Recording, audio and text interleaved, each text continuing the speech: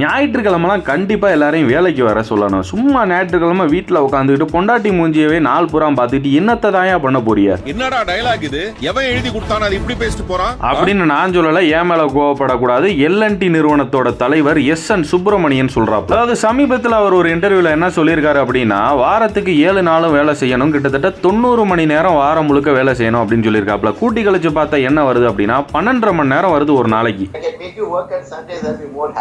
I work on Sundays also. What do you do sitting at home? How long can you stare at your wife? How long can the wife stare at your husband? Come on, get to the office and start working.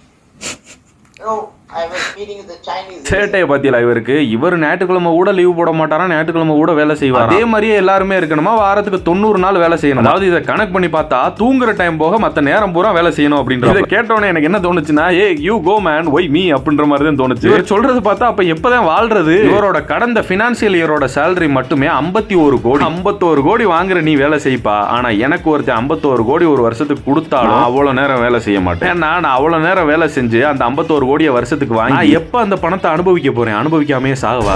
எனக்கு மனசே கேட்கல.